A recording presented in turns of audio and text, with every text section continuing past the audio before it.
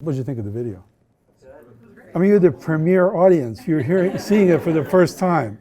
Would it be appropriate to applaud or boo or?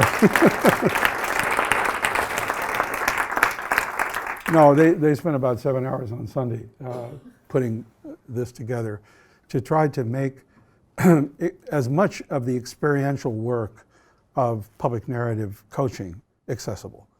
And so, yeah, so what do you take away from that? What did you learn from seeing that? I mean, it was rather well commented on in the course of the whole video. But any surprises in that, or what do you think? Yeah. I was surprised by the don't interrupt, because normally it would be considered impolite to interrupt somebody, so I was curious about that. Because when you're coaching, it's important to explain. Now we have limited time. See, when we do this in a workshop, there's 2 minutes to tell your story and there's 3 minutes for feedback and coaching. So you explain there's limited time, and so I'm going to interrupt to bring focus.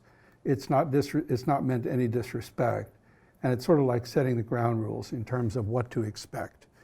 And then it's fine. I mean, I did some interrupting over here, I think.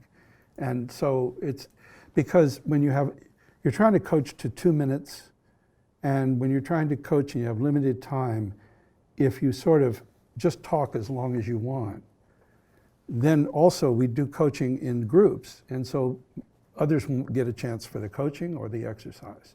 So it's sort of being clear about what the ground rules are in the beginning of how the thing will work.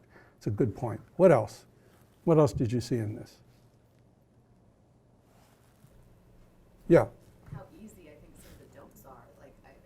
Like that a lot of the don't questions are things that I do all the time, like give advice and like questions that make no sense. Yeah, that was helpful to realize those are things I shouldn't do. Yeah, the don'ts. I mean, the core idea of coaching is what? Is it to give advice? I mean, who here has been successfully coached by somebody? So what did it consist of? Huh? Some questions. Why? Why questions? Why not advice? Why? Makes you think. Makes you think. What else? Help connect the dots. Yeah, and what else? You can discover your own truth. Say more about that. That sounds very profound, but I want you. That is what it is.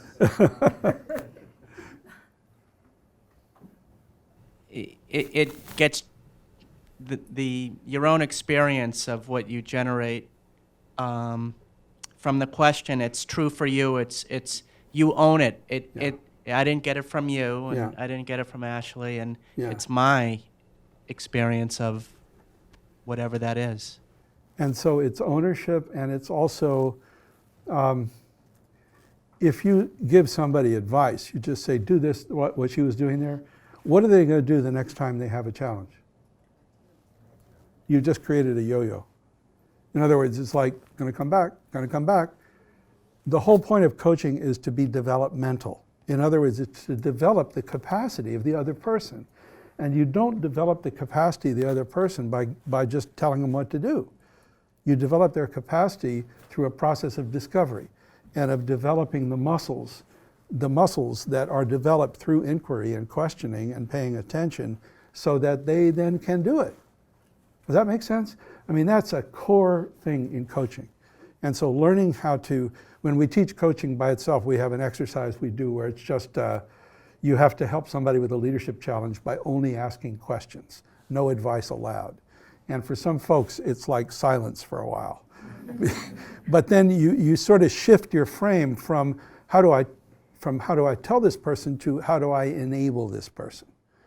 And we say leadership is about enabling others to achieve shared purpose. That coaching is a practice of leadership, in fact. And in this context, we're coaching public narrative, we're coaching stories, but coaching can be applied in just so many different settings.